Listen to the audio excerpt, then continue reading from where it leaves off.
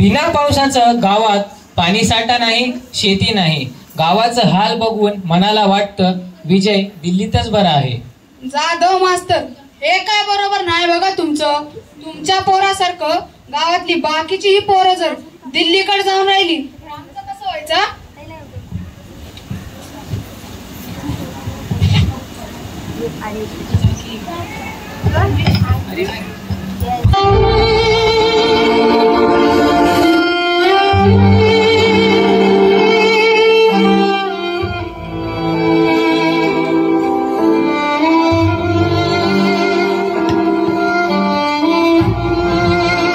हे बघ रिया, माझं गाव. या गावामध्ये माझं संपूर्ण बालपण गेलंय. पण तुझ्या गावामध्ये खूपच हिरवळ आहे रे, आणि पाणी तर ओसांडून वाहते. काहीतरीच काय बोलतेस? गावामध्ये खूप दिवस झाले पाऊस पडला नाही वाटते, त्यामुळेच गाव असं ओसाड दिसते. चल रिया, मी पहिलं तुला माझा मित्र पंढरीच्या घरी नेतो. आई, ए आई, कुठेस तू?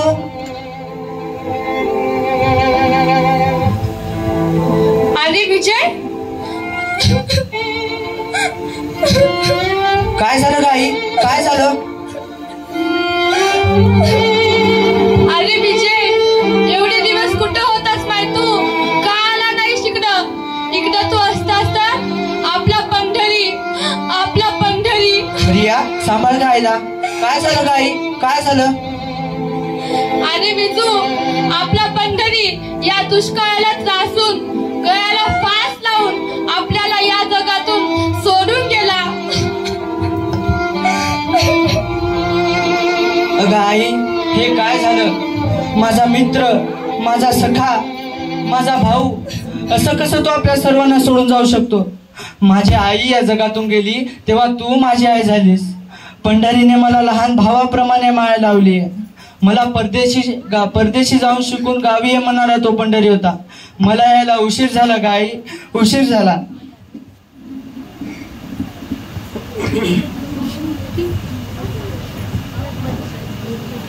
रडू नकोस विजय, चल घरी चल.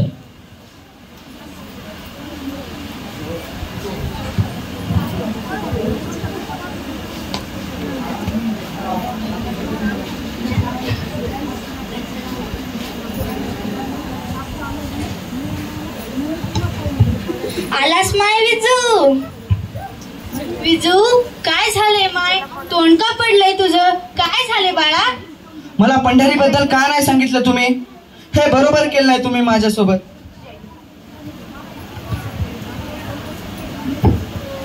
रडू नकोस विजय, झालं ते झालं. लावला होता फोन तुला, पण तुझ्या ऑफिस मधल्या लोकांनी सांगितलं तुम्ही एका नवीन प्रोजेक्टवर काम करत आहात, म्हणून तुला काही बोलता आलं नाही. आणि तू अचानक मी गावी येणार आहे असं म्हणालास, म्हणून तुला काही सांगितलं नाही.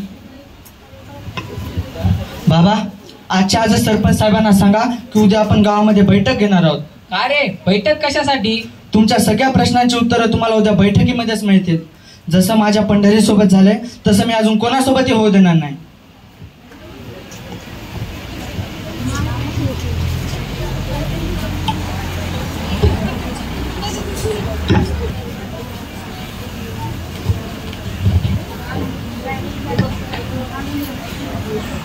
नमस्कार सरपंच साहेब, ही माझी पत्नी रिया, कृषी विकास व कल्याण विभागाचा एक भाग आहे, आणि या कृषी अधिकारी मॅडम. अरे वा विजय, दिल्लीतून कधी परतलास?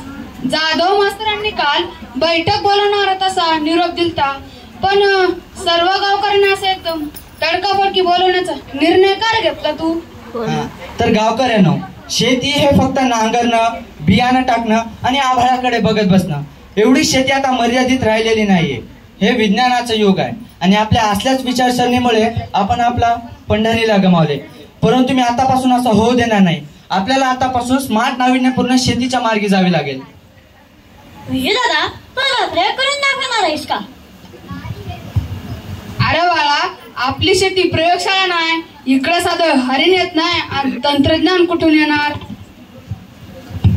येणार. तुमच्या गावामध्ये पण तंत्रज्ञान नक्कीच येणार. आपण शेतामध्ये स्मार्ट सोल्युशनचा वापर करू शकतो, जसे ड्रोनद्वारे फवारणी, जमिनीचं डिजिटल मॅपिंग आणि मोबाईलवर हवामानाचा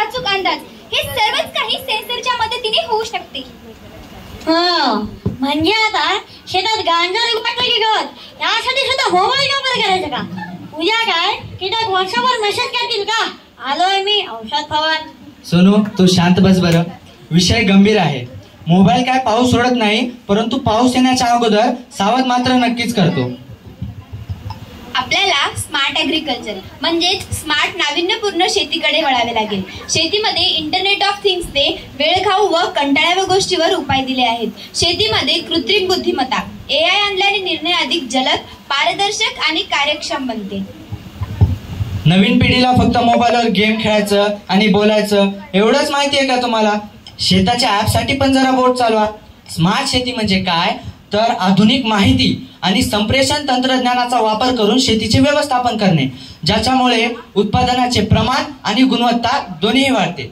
सोबत आवश्यक मानवश्रमाचा वापर सुद्धा होतो, जसे sensors, robotics, data analytics, GPS आणि सॉफ्टवेअर अशा साधनांचा उपयोग करून शेतकरी शेताचे निरीक्षण करू शकतो. अरे विजय, हे काय नवीन भानगड आहे? मोबाईलवर ड्रोन कुठं शेती होते काय? नाही नाही, तसं नाही. हे तंत्रज्ञान आहे. यामुळे आपल्याला कमी पाण्यात, कमी वेळात, कमी खर्चात जास्त उत्पन्न मिळू शकते.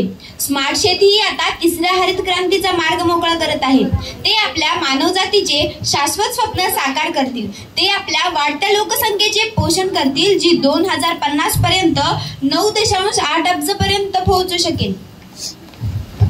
स्मार्ट शेतीमध्ये नेमकं असते काय तर स्मार्ट शेतीमध्ये असतात अचूक उपकरणे, IoT sensors, Jio positioning system, मानवरहित हवाई वाहने आणि ड्रोन्स अशा साधनांचा समावेश स्मार्ट शेतीमध्ये असतो.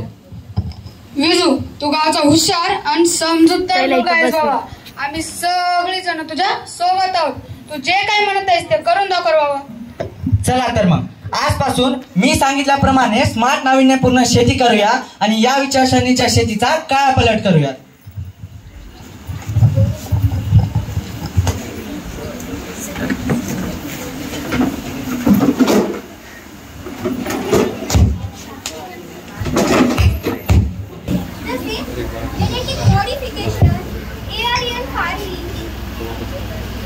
हे बघा, ड्रोन टेक्नॉलॉजी आणि हायड्रोपोनिक्स.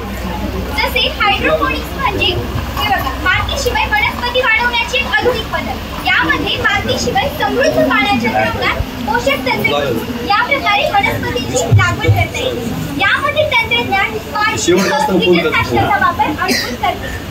ठिबक सिंचन, तुषार सिंचन यासारख्या आधुनिक पद्धतीचा वापर करून आपण पाण्याची बचत करू शकतो. जसे हे बघा, ठिबक सिंचन. ठिबक सिंचन म्हणजे पाण्याच्या बचतीसाठी वापरली जाणारी एक आधुनिक सिंचन पद्धत आहे. यामध्ये शेतात या प्रकारे पॉलिथिनच्या नळ्याच्या जाळीपासून सोटीच्या किंवा लहान नळीद्वारे पिकांच्या मुळाशी थेंब थेंब किंवा बारीक धारेने पाणी दिले जाते. या ठिबक सिंचन पद्धत असे म्हणतात. या पद्धतीत पाणी कमीत कमी वेगाने दिले जाते, ज्यामुळे पिकाच्या मुळाच्या सभोवताली पाणी जिरते. ज्यामुळे या सर्व पद्धतीमध्ये ठिबक सिंचन पद्धतीमुळे आपण सर्व पिकांना आवश्यकतेनुसार व सारख्या प्रमाणात पाणी देऊ शकतो, ज्यामुळे पिकांची वाढ जलद व जोमाने होते. तसेच उत्पादनात 20 ते 200% पर्यंत वाढ होते व 30 ते 80% पर्यंत पाण्याची बचत होते, ज्यामुळे आपण जास्तीचे पाणी दुसऱ्या पिकांना वापरू शकतो. या पद्धतीत पाणी देण्याचे प्रमाण इतके असल्यामुळे पाणी साठवून राहत नाही, वाहून जात नाही व पाण्याची वाफ होऊन वाया जाणाऱ्या पाण्याचे प्रमाण कमी होते. हे तुषार सिंचन पद्धतीमुळे पिकांवर पडलेले किडी, रोग हे सर्वच काही दूर निघते, ज्यामुळे शेतकऱ्याचा खर्च कमी होतो, पाण्याची बचत होते व मातीची धूपही होत नाही. उच्च प्रतीचे व अधिक उत्पादन देणाऱ्या बिया शेतात वापरल्याने पिकांची गुणवत्ता आणखी जास्त प्रमाणात वाढते. हे बघा, कमीत कमी 45 ते 60 दिवसाचा कालावधी लागायचा, परंतु स्मार्ट शेतीमुळे आता हे फक्त 25 दिवसामध्ये शक्य होणार. शेतीतील सर्वात महत्वाचा घटक म्हणजे मृदा म्हणजेच माती. पण वारा व पाणी यामुळे मातीचा थर वाहून जातो, म्हणजेच मातीची धूप होते. हवामान, वाहते पाणी, प्राकृतिक रचनेतील विविधता यामुळे मातीची धूप होते. मातीची जशी धूप होते तसेच काही कारणांनी मातीचे आरोग्य बिघडते. यास मातीची अवनती होणे असे म्हणतात. शेतकरी शेतीतून अधिक उत्पादन मिळवण्यासाठी रासायनिक खते, जंतुनाशके, तणनाशके इत्यादींचा वापर करतो. रासायनिक खतांच्या अशा अतिरेकीमुळे मातीची अवनती घडून येते. अतिरिक्त जलसिंचन सिंचनामुळे जमिनीतील क्षार वर येतात व जमीन खारपट बनते. रासायनिक द्रव्यांच्या अतिवापरामुळे ती द्रव्य मातीत वर्षानुवर्ष तशीच राहतात, पण त्यामुळे मातीतील सूक्ष्मजीव नाहीसे होण्याचा धोका असतो आणि मातीतील ह्युमसचे प्रमाण देखील कमी होत जाते व वनस्पतींना आवश्यक पोषक द्रव्ये ही मातीतून मिळण्याशी होतात व मातीचा सामू पीएच व्हॅल्यू बिघडल्यास मातीचे आरोग्य बिघडले असे समजतात. आपल्या सर्वांना मातीची ही अशी अवनती थांबवायची आहे. त्यामुळे रासायनिक खतांचा व कीटकनाशकाचा अतिरेक टाळावा व सेंद्रिय खतांचा वापर करावा. जसे पालापाचोळा जमिनीत कुंजवणे, ताक किंवा धेचा यासारखी हिरवळीची वनस्पती आपण जमिनीत गाडून देखील खत तयार करू शकतो. शेणखत, गांडूळ खत, ओल्या कचऱ्यापासून गांडूळ खत निर्मिती करतात. कंपोस्ट खत या सर्व खतांचा वापर शेतात करावा. जर आपण या सर्व प्रकारची खते शेतात वापरल्याने मातीतील सामूचा तोल राखला जातो आणि मातीतील ह्युमसचे प्रमाण देखील वाढण्यास मदत होते व मातीत सुपीकता टिकून राहते. शेत जमीन काही कालावधीसाठी पडीक ठेवणे तसेच आलटून पालटून उत्पादन घेणे महत्वाचे असते, जेणेकरून मातीत सुपीकता टिकून राहील. लक्षात ठेवा, सेंद्रिय शेतीतून उत्पादित होणाऱ्या धान्याची प्रती उच्च दर्जाची असते. त्यामुळे रासायनिक खताचा वापर करून केलेल्या शेतीपेक्षा सेंद्रिय शेतीतून उत्पादन घेणे हे शेतकऱ्याला जास्त सोयीस्कर व फायदेमंद ठरते. त्यामुळे रासायनिक खतांचा व कीटकनाशकाचा अतिरेक टाळावा व सेंद्रिय खतांचा वापर करावा. हे बघा, हा ड्रोन जमिनीवर उडून कीटक कोणते आहेत ते शोधतो आणि त्याच जागेवर औषध फवारतो. बाकी शेत साबूत. म्हणजे आमच्यासारख्या बायकांनाही मोबाईलवर शेती करायची छानच की ग. ह्या ड्रोनने कमी वेळात जास्त क्षेत्रात फवारणी होते. ह्या ड्रोनने कमी पाण्यात जास्त परिणात्मक फवारणी होते. या ड्रोनने कामगारांना होणारी विषबाधा टाळते. आणि जर आपल्याला ह्या ड्रोनची आपल्याला खरेदी करायची असेल तर SHAM म्हणजेच स्मार्ट होल्डर ऍग्रिकल्चर मॅनेजमेंट सिस्टीमने किंवा राज्य सरकारच्या कृषी वेबसाईट वरून अनुदान पण मिळवता येऊ शकतो.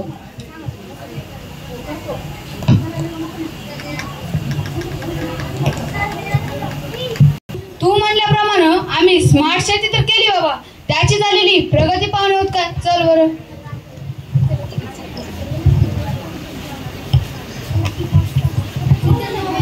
अरे हे काय, हे आपल्या गावची शेत जमीन माती होय ना. गावच्या शेतमध्ये सरपंच स्मार्ट फार्मिंग आहे. मी तर माझं YouTube चॅनल सुरू करणार आहे.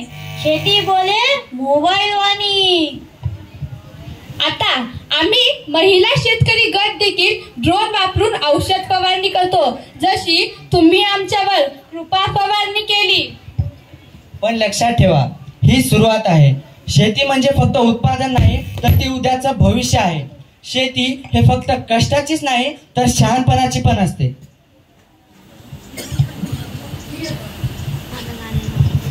नांगरांच्या पलीकडचा विचार, नांगरांच्या पलीकडचा विचार मोबाईल मधून उगवतो उद्याचा उद्गार. मोबाईल मधून उगवतो उद्याचा उद्गार. स्मार्ट शेती शहाणं जीवन, स्मार्ट शेती शहाणं जीवन, हेच आमचं नवीन शाश्वत जीवन, हेच आमचं नवीन शाश्वत जीवन. एवढी. परंतु एक प्रश्न अजून बाकी आहे.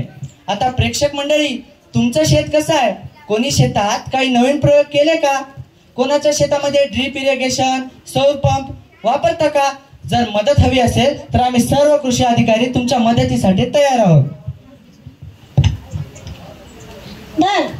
आता मला सांगा, तुम्ही इथे कोण कोण शेतकरी आहात? हात वर करा बघू. कोणी नाही, हात वर करा ना. शेतकरी असेल तर लाजल आहात का? वा, छान.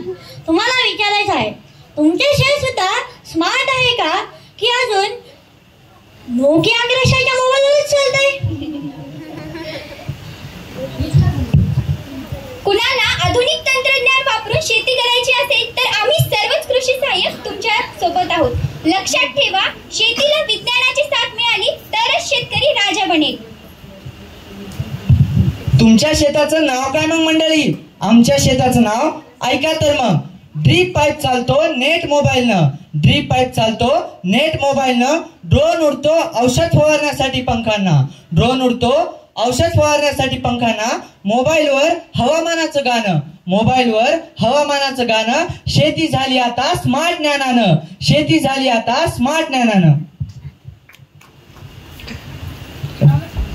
नव्या विचारांची नवी दिशा, नव्या विचारांची नवी दिशा. शेतीतूनच उगवते नवी आशा, शेतीतूनच उगवते नवी आशा. मातीला द्या नवसंजीवनी, मातीला द्या नवसंजीवनी. शेती ठरेल स्वाभिमानाची निशाणी, शेती ठरेल स्वाभिमानाची निशाणी. धन्यवाद.